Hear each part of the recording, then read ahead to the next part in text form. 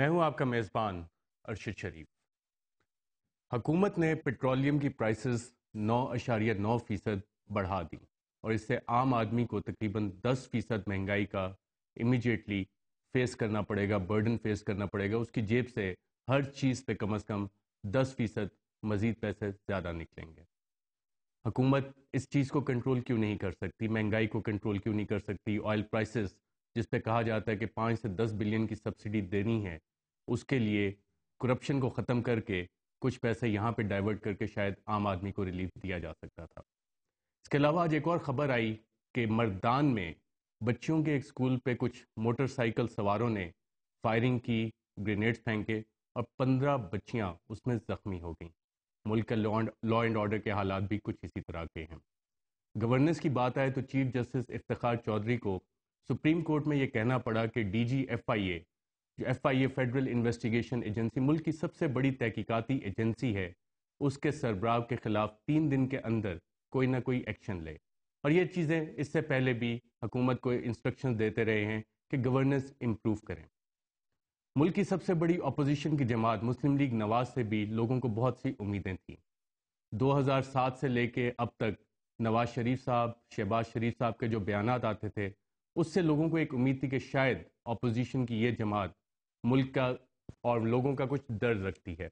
لیکن پنجاب میں جو کچھ ہو رہا ہے اس بارے میں بھی بات کریں گے، لیکن اس سے پہلے دیکھتے ہیں کہ نواز شریف صاحب لوگوں کو جب باہر لندن میں تھے جلا وطنی کاٹ رہے تھے اور اس کے بعد الیکشن کیمپین میں جب آئے تو کیا بتا رہے تھے۔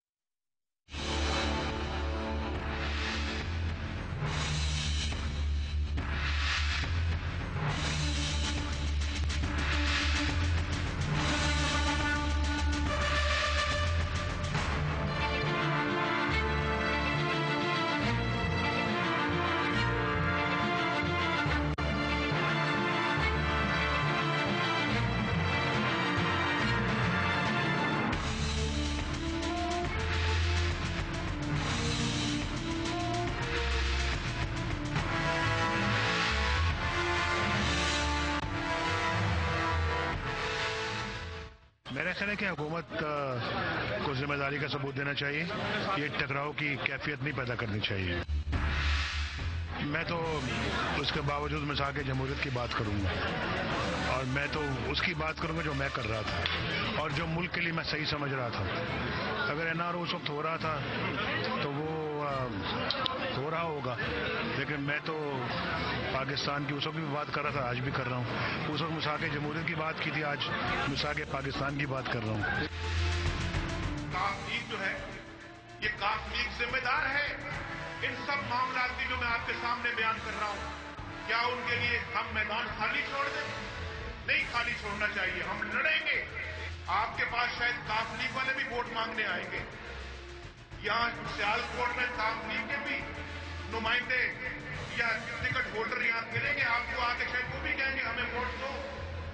ذرا پوچھنا ان سے ایک سوال پوچھنا، یہ جو آج ووٹ مانگنے آ رہے ہو، یہ کس کے لیے ووٹ مانگتے ہو؟ دیکھیں جی، یہ تو بات اپنی جگہ پہ حقیقت ہے نا کہ مشرف کی لیگسیز کو ابھی تک کیری کیا جا رہا ہے، اور مثال کے طور پہ انتظامیہ میں بھی بہت سارے ایسے لوگ ہیں جو زمانے کے ہی چل رہے ہیں، اور اسی طرح سے بہت ساری پالیسیز بھی وہی ہیں۔